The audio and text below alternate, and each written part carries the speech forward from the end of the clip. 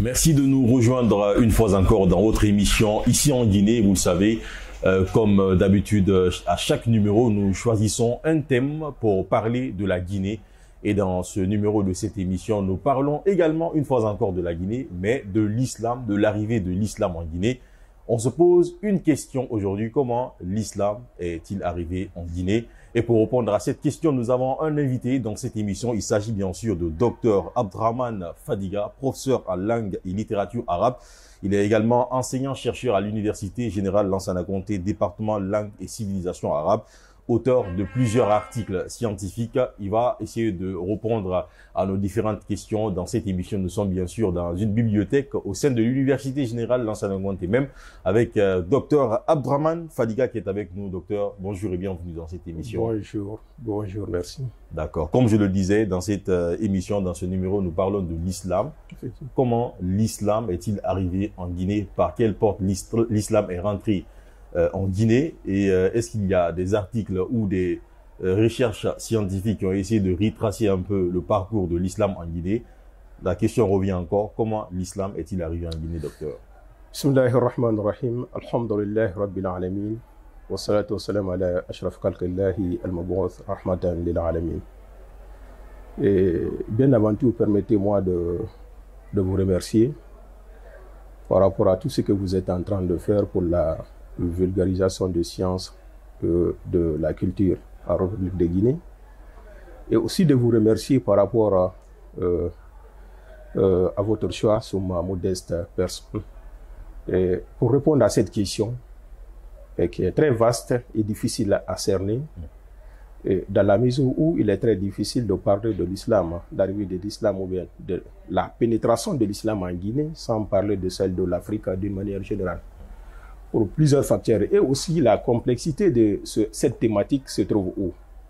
Il y a eu des chercheurs qui ont traité cette thématique, mais chacun a essayé de traiter à sa manière.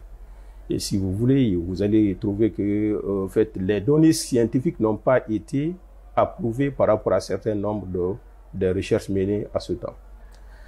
Pour revenir à l'arrivée de l'islam, moi je vais commencer en Afrique. Vous allez comprendre avec moi que l'Afrique a été honorée.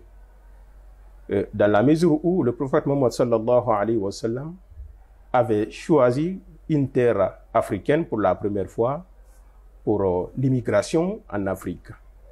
Je voudrais parler ici de l'Abyssinie, Habasha, aujourd'hui appelée Éthiopie. Il a envoyé des vagues.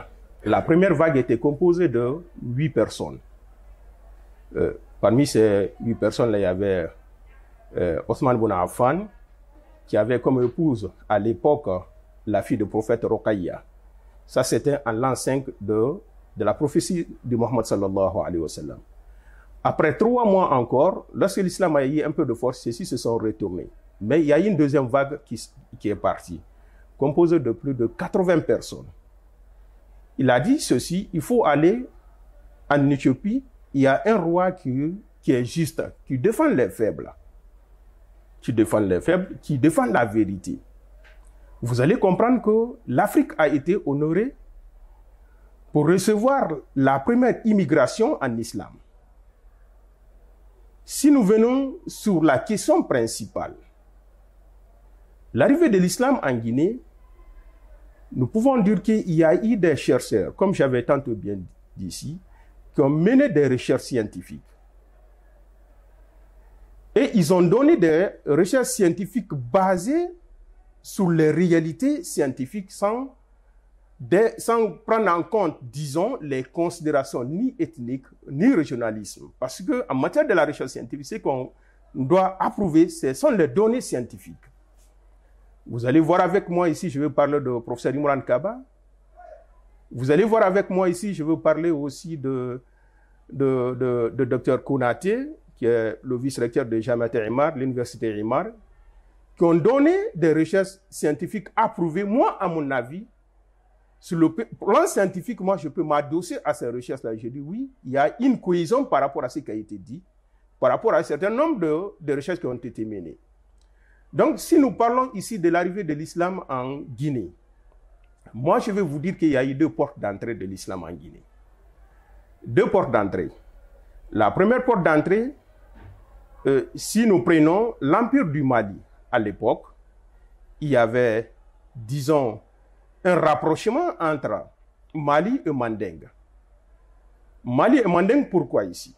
Parce qu'il y avait, disons, des activités commerciales entre l'Empire du Mali, ou bien entre Mali à l'époque, et les Arabes qui sont venus du Maroc. Les Arabes qui sont venus du Maroc. Donc, ceux-ci ont beaucoup contribué pour la diffusion de l'islam en Afrique d'une manière générale. Donc, à l'époque, je vais vous dire aussi, entre le Mali et la Guinée, il n'y avait pas de limite, il n'y avait pas une délimitation. L'Afrique a été délimitée quand? C'est après la conférence de Berlin en 1884. Il y a eu des délimitations. Sinon, avant, c'était la même communauté qui se fréquentait. Donc, l'islam est arrivé au Mali vers disons, 11e siècle. Vous allez comprendre avec moi, avec un roi qui a beaucoup œuvré dans ce sens, le roi Bourreau.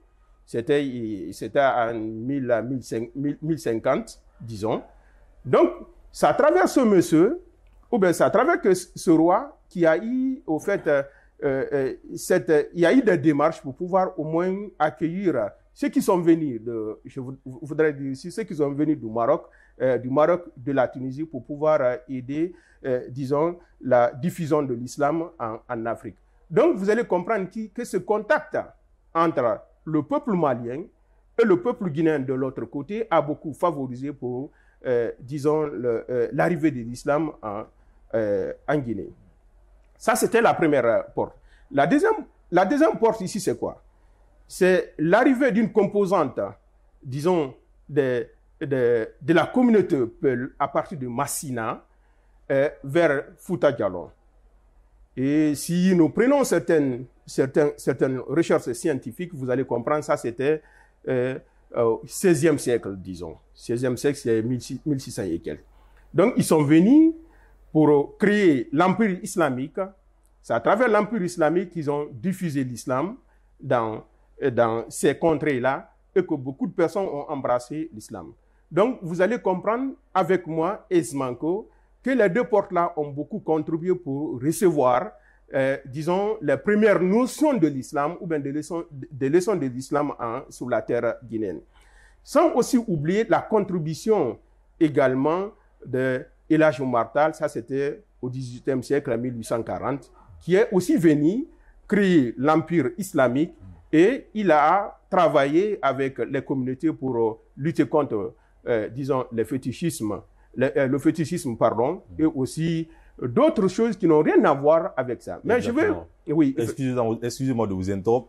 On va également parler de El Hadj Oumar Tall. Oui. On va parler de l'Almami Samori Touré. On a connu beaucoup de grands hommes comme ça qui ont œuvré, en fait, à imposer l'islam en Afrique. Oui. Mais quand vous dites qu'on ne peut pas dissocier l'arrivée de l'islam en Guinée de l'arrivée de l'islam en Afrique, on a quand même des versions qu'on entend souvent dans certains documentaires ou dans certains livres, comme quoi l'islam a pénétré, parce qu'on parle de l'Afrique déjà, l'islam a pénétré le continent par le sabre, déjà par la force en fait.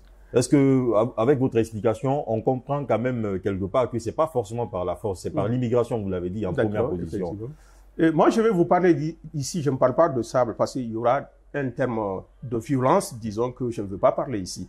Mais je vais vous parler ici d'un thème très approprié par rapport à ça. C'était la conquête.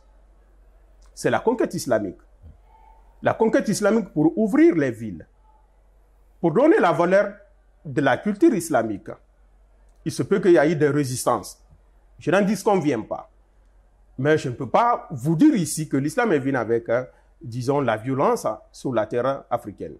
Et je vais vous parler ici aussi d'un homme très influent, c'est Okbat Boun Nafer, qui est venu qui a été gouverneur en Afrique pendant 2 fois. Lui, c'était les conquêtes là avec le commerce, disons, qu'il a pu vraiment installer ou bien instaurer l'islam dans les contrées là. Pour revenir à la question principale que vous venez de dire, certes, il y a des informations par rapport à ça. Mais d'après l'histoire quand même, l'islam s'est imposé sans la violence. L'exemple palpable que je vous ai donné ici, lorsque le prophète sallallahu alayhi wa sallam avait dit à ses compagnons, partez, et disons, en Éthiopie, il y a un roi qui est juste, qui lutte contre le mensonge, qui défend la vérité. Il n'a pas envoyé les compagnons pour aller au moins s'imposer là-bas. Sinon, il allait leur dire, voilà, prenez tout ce que vous avez à prendre pour aller vraiment vous imposer. Mais il n'a pas dit cela. Donc, c'est pour vous dire que on ne peut pas parler de la violence avec l'islam. Parce que l'islam même lutte contre la violence. D'accord. Mais à l'époque, il y a quand même eu un peu de force. Hein. Quand on parle d'Elhadji Oumar Tall, quand on parle de l'Almami Samori Touré, il y avait le fétichisme qui était pratiqué un peu partout en Afrique, précisément en Guinée aussi. Comment a été la connexion entre ces deux types de comment on va dire ça, d'idéologie, parce que l'islam c'est d'abord une idéologie. D'accord, moi je veux, je veux vous parler ici toujours de la résistance. Je n'en disconviens pas, il y a eu des djihad. L'islam, le premier changement qui a connu l'humanité, c'était l'arrivée de l'islam. Je ne vais pas vous cacher cela. C'est-à-dire, l'islam est venu à une époque où on ne peut pas parler de la divinité d'Allah subhanahu wa ta'ala. Il y avait ce qu'on appelle les mouchrikoun, les associateurs. Mais l'islam est venu avec ses principes. L'islam est venu pour donner une valeur surdimensionnée à l'homme. À l'époque, il y avait des gens qui ont été brimés. Par exemple, si nous prenons, la femme n'avait pas de valeur avant l'islam. Il y a beaucoup de choses que l'humanité qu'on ne pouvait pas réclamer. Mais l'islam est venu à redonner tout ça là à l'homme. L'arrivée de l'islam, oui, il y avait eu des résistances. Oui, il y avait des djihad pour s'imposer, de lutter contre le fétichisme en Afrique. On ne peut pas du tout nier. Mais comment ça s'est passé en Guinée? Bon, c'est à travers les grands hommes là qui sont venus. Ils ont créé d'abord l'État islamique, chose qui n'a pas été acceptée vu les premières réalités du pays. Ça, c'était dans le Fouta théocratique. Effectivement, dans Fouta avec Almami Samori Touré et l'autre aussi, Cheikh Oumar Tall, qui sont venus pour pouvoir au moins s'imposer et pour pouvoir donner à l'homme ce qu'il mérite d'être adoré comme Allah subhanahu wa ta'ala. Donc, on ne va pas beaucoup aller sur ce terrain-là parce que je sais que beaucoup de personnes veulent parler, associer l'islam à la violence. Mais moi, je vous dirais carrément que l'islam est venu pas s'imposer, mais c'est pouvoir donner une autre dimension, ou bien une autre dimension à l'homme pour pouvoir vraiment vivre en harmonie avec toutes les composantes de la nation. D'accord. Allez, après, à la longue de l'histoire, on a constaté que l'islam s'est quand même propagé un peu partout en Afrique, même si sa porte d'entrée a été l'Éthiopie, qui est très très distant de notre pays, la Guinée. Mais on constate quand même que l'islam est beaucoup plus d'influence en Guinée que par sa porte d'entrée même de l'Afrique. Bon, vous avez parlé de sa proximité avec l'Afrique du Nord et les Arabes et tout. Et comment l'islam s'est facilement propagé maintenant en Guinée pour que la Guinée soit dominée que par cette religion? Donc, moi, je vais vous parler il y a deux grands facteurs. Le premier facteur concerne beaucoup, disons, l'Afrique d'une manière générale. C'est à travers les compagnons du prophète sallallahu alayhi wa sallam qui sont venus vers l'Afrique, disons, à l'époque d'Abou Bakr et Omar, ensuite d'autres compagnons, jusqu'à Uqbat ibn Nafi', qui est venu en Tunisie et avec tout ce qu'il a fait pour l'islam.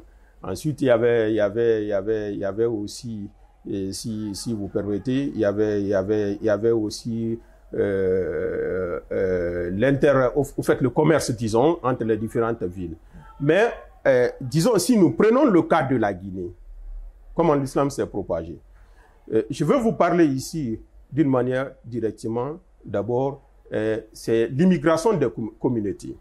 L'immigration des communautés, il y avait les communautés qui partaient dans d'autres villes pour aller apprendre l'islam et se retourner pour pouvoir aider les concitoyens. Et il y a aussi le commerce interrégional. Il y avait les commerçants qui partaient dans d'autres villes. Une fois arrivés, ils vont essayer d'être avec ceux qui connaissent l'islam pour pouvoir apprendre l'islam. À leur retour, ils vont essayer d'aider d'autres qui sont dans leur contrée.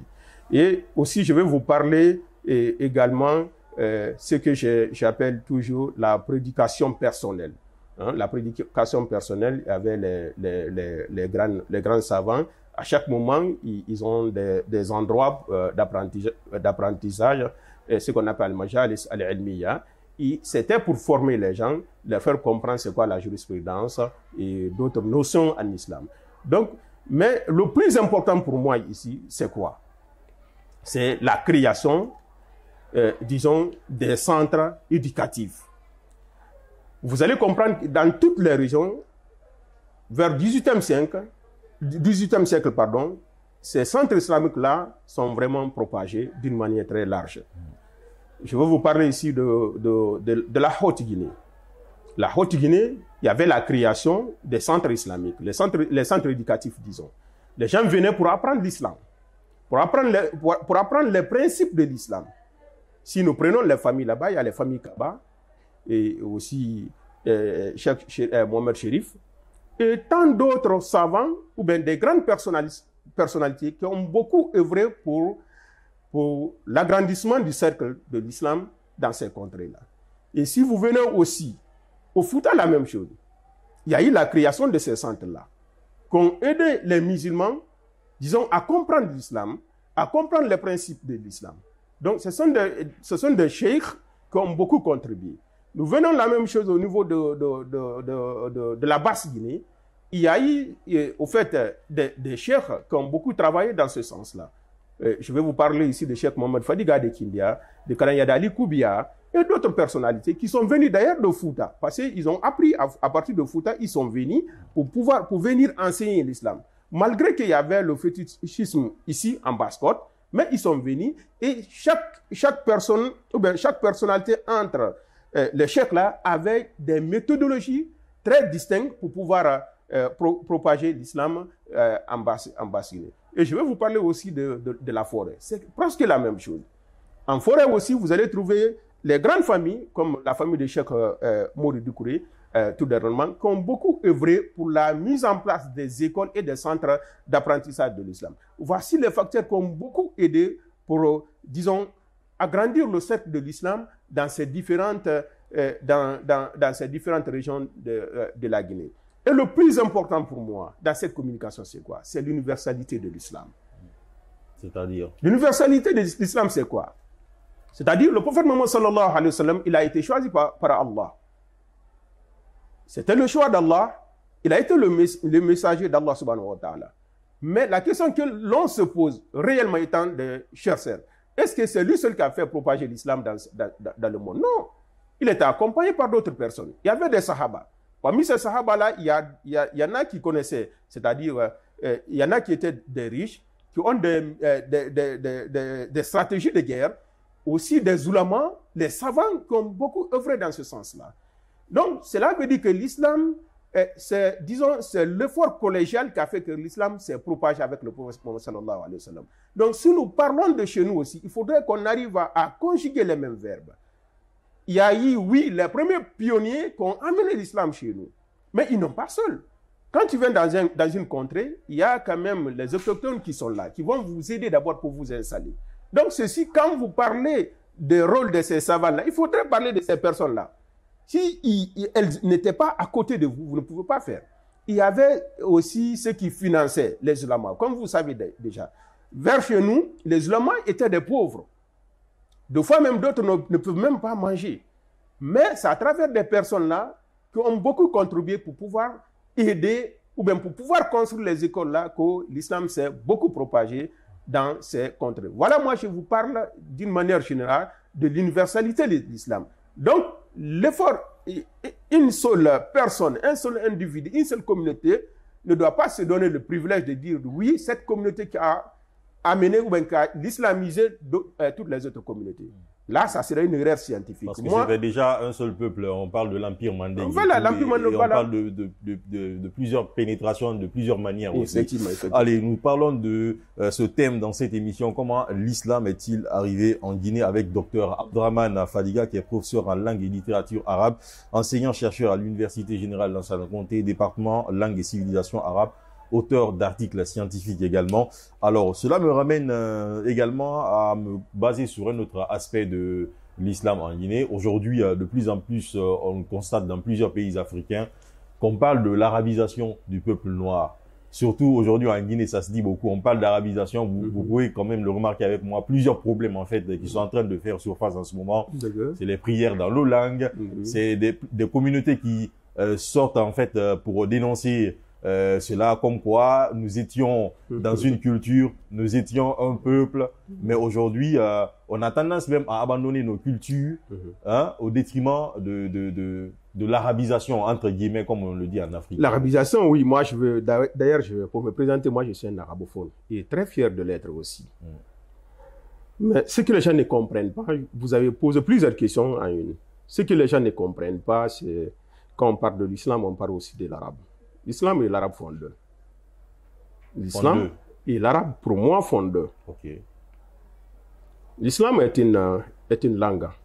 L'islam est une religion d'Allah subhanahu wa ta'ala. Et l'arabe, c'est la langue arabe. Okay. Et vous allez comprendre que je vous ai parlé de l'universalité de l'islam. L'islam n'est pas pour les arabes.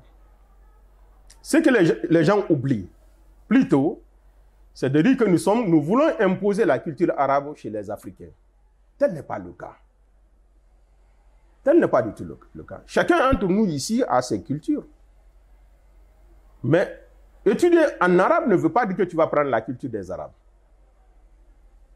L'islam aussi, ce n'est pas la culture des Arabes. L'islam est une religion d'Allah subhanahu wa ta'ala. Il faut mettre la différence entre les deux là, pour être clair. Donc ce que nous faisons ici, c'est la conviction personnelle vis-à-vis d'Allah subhanahu wa ta'ala qui n'a rien à voir avec un être humain. Et je reviens encore sur la question aussi très principale pour moi. Vous avez parlé que les gens prient, ils veulent prier dans leur langue là. Moi, je suis dans mon domaine de spécialité, je suis un traducteur. Je suis un traducteur entre les deux langues. C'est quoi la traduction? La traduction de quoi? C'est de donner le sens d'un mot, d'un texte dans une autre langue. Mais le problème qui se pose, c'est le problème du sens même chez les traducteurs. En traductologie, c'est-à-dire la science qui s'occupe de la traduction, c'est le problème qui se pose. Est-ce qu'on peut cerner le sens du terme d'un individu? Ça, c'est l'individu. Il est tout à fait difficile. Donc, les théoriciens en matière de traduction ne sont pas du tout unanimes. Chacun parle de sa manière. Mais le plus important, c'est quoi en matière de traduction? C'est de restituer le sens. Pour faire comprendre l'autre. Et en matière de la tradition de Coran, on ne donne pas le vrai sens. On donne l'interprétation que nous comprenons et que nous pensons qu'elle est peut-être propre du Coran. Mais ce n'est pas le Coran. Dans ce cas de figure, on ne peut pas prier c'est-à-dire à la tradition de pour qu'elle remplace le Coran dans la prière. Et déjà, cette question, moi j'ai beaucoup en parlé, je sais même avec les autres, j'ai déjà outrepassé cette question-là. Mais le plus important, il faudrait que les gens comprennent. Nko est quoi? C'est une transcription. Nko, c'est une transcription, c'est une écriture. Donc, personne ne peut être contre Nko. Moi qui vous parle, je suis un ancien, il se peut demain que je m'intéresse à apprendre Nko. Mais le plus important, il ne faut pas déformer l'islam. L'islam, c'est parfait au fait, quoi. On a les principes de l'islam, il faudrait parler sur ces principes-là. Et les principes de la prière aussi, il ne faudrait même pas qu'on touche.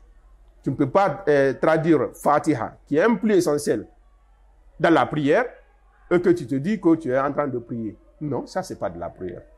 Donc, c'est une question qui n'est pas du tout dans l'ordre du jour, mais comme l'occasion m'est offerte, je vais essayer de satisfaire la curiosité de certains. Je suis de spécialité, au moins de traduction. Moi, je connais la différence entre un texte traduit et un texte source. Donc, dans ce cas, moi, il n'y a pas d'amalgame chez moi. La traduction du texte ne peut pas vraiment nous permettre de prier avec cette tradition. Donc, en aucun cas, même si on sait que l'islam a quand même des influences dans notre façon de vivre, oui. Mais en aucun cas, cela ne devrait nous amputer notre culture d'origine, c'est-à-dire nos façons de s'habiller, nos façons de vivre en communauté, ainsi de suite. Nos façons d'attribuer des noms. Parce qu'aujourd'hui, on sent que dans certaines familles, même africaines, on n'appelle pas en fait par des prénoms africains d'origine en fait. On donne des prénoms carrément arabes, même si on a des façons, par exemple, Mohamed, par exemple, Mohamed, on va dire chez nous Mohamedou, chez les Diaganké par exemple. Mais on constate que même cela, même dans les noms, il y a quand même une façon de s'approprier de la culture arabe pour l'imposer. Non, il ne s'agit pas, monsieur Guirassy, il ne s'agit pas de l'imposer. Je vous dis bien, on n'impose pas la culture arabe. Moi, je ne suis pas contre les cultures africaines. Pourquoi j'avais commencé? Chacun entre nous a sa culture propre.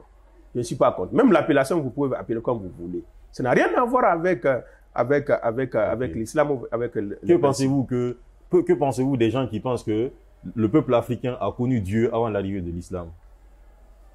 Avant l'arrivée de l'islam, bon, en tout cas, chacun a sa manière de voir les choses, mais moi, ici, je vais vous dire clairement, même en Guinée, ici, il y avait une pensée unique à Allah subhanahu wa ta'ala avant l'arrivée de l'islam en Afrique, disons.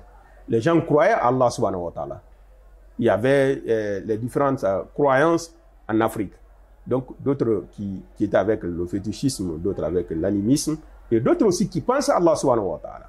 Donc là, il n'y a pas de ça, c'est naturel. C'est un gros débat quand même qui se crée parce que... Mais l'islam, oui, avant l'arrivée de l'islam qu'il y avait, la croyance en un Dieu, en tout cas un être suprême. Mais ça peut se faire, ça peut se faire. C'est pas parce que l'islam est venu parce qu'on ne savait rien. C'est pas ça. Ça peut se faire. Ça peut se faire. Mais il faudrait que ça soit approuvé par des données scientifiques pour moi. Si c'est pas approuvé par des données scientifiques, que j'arrive à mener mes propres recherches, je ne peux pas vraiment affirmer d'emblée que oui, ça c'est vrai. En matière de la recherche scientifique, on ne fonctionne pas comme ça. Il faudrait que les données scientifiques soient là et que toi-même tu arrives à faire tes regards critiques par rapport à ce qui a été donné. Ensuite, tu donnes ton point de vue. Comment vous considérez aujourd'hui l'islam en Guinée? Bon, moi je dirais que l'islam se porte mieux par rapport à un certain nombre de pays en Afrique. En Guinée, l'islam se porte mieux. Le problème qui est là, disons, les divergences entre les musulmans, moi je ne regarde pas cela. Mais ce qui est sûr quand même, et ce qui est normal, il faudrait que chacun soit vraiment libre de pratiquer sa foi, que ce soit avec l'islam ou avec d'autres. Okay. Vous avez votre religion et j'ai la mienne. Mais aujourd'hui, vous faites bien de venir sur ce verset coranique parce que on constate quand même l'arrivée d'une radicalisation autour de la Guinée. Peut-être dans une autre forme, un peu en Guinée. Que pensez-vous de cette radicalisation? Radicalisation, moi, c'est les sources de formation qui diffèrent les gens. Quelqu'un qui est formé de l'Arabie Saoudite, il vient avec, disons, tout ce qui est de l'Arabie Saoudite. Quelqu'un qui est formé de Maroc, il vient avec tout ça. Ce que je voudrais vous dire ici, Monsieur Guirassy, l'islam n'a qu'un seul nom.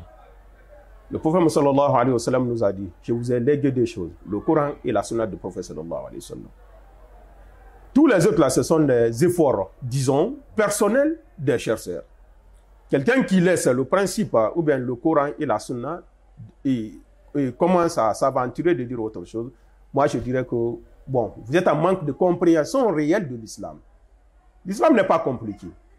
C'est pour cela que plus souvent on parle de ce qu'on appelle le juste milieu en islam, ce qu'on appelle al-wasatiyya.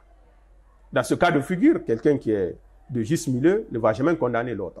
Il ne va pas te dire, ah, toi, tu t'as dit comme ça, ou bien tu fais ceci, tu fais cela. Non. Le plus important, c'est d'adorer Allah subhanahu wa ta'ala comme le prophète Mohammed sallallahu alayhi wa sallam nous a autorisé, nous a demandé, ordonné de le faire. Et là, pour le Coran, il faut aller avec les sourates, avec le Coran et la sunna du prophète sallallahu alayhi wa sallam. Le reste, là, avec les grandes écoles, les 4 grandes écoles, là, chacun donne sa propre interprétation par rapport à la compréhension de l'islam. Aujourd'hui, en Guinée, certains même commencent à parler de la pratique, comment on appelle la constitution en matière d'islam État islamique. Hein. Bon, pas proprement un État islamique, mais d'utiliser l'islam dans notre constitution parce que nous sommes majoritairement musulmans, alors qu'en principe, on ne devrait pas tenir ce type de débat. Bon, moi personnellement, je peux vous dire que je ne peux pas tenir un tel débat, dans la mesure où les lois guinéennes sont déjà élaborées. Hein? De parler il ne s'agit pas de l'islamiser la constitution guinéenne. Mais c'est de prendre en compte, je vous reviens, c'est de prendre en compte certaines préoccupations de la majorité. C'est de prendre en compte certaines préoccupations de la majorité.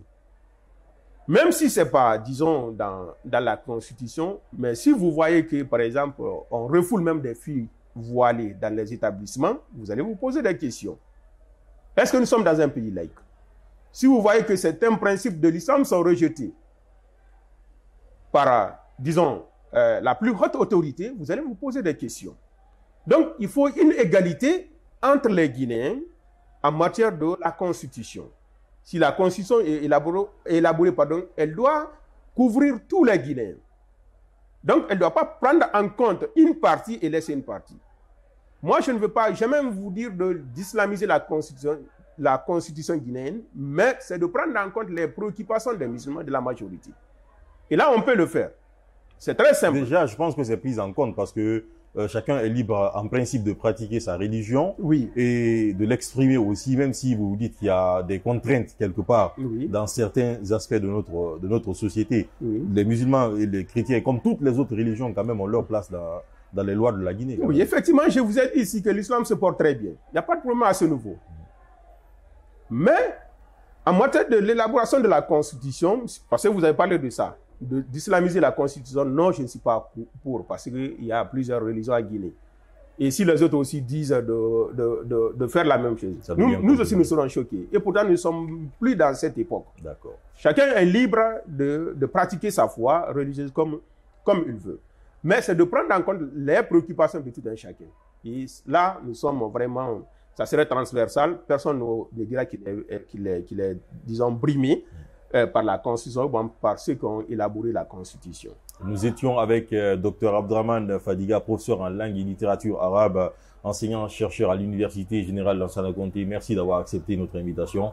C'est à moi de vous remercier et encore renouveler vraiment mes sincères remerciements vis-à-vis de vous par rapport à tout ce que vous êtes en train de faire. Parce que comme ça, on peut donner une autre image et puis d'autres compréhensions à l'islam ou à toutes les questions liées à l'enseignement ou à la pratique de l'islam dans notre pays. Je suis vraiment touché par votre déplacement et j'en suis fier aussi de répondre à toutes ces questions. Merci, à très bientôt.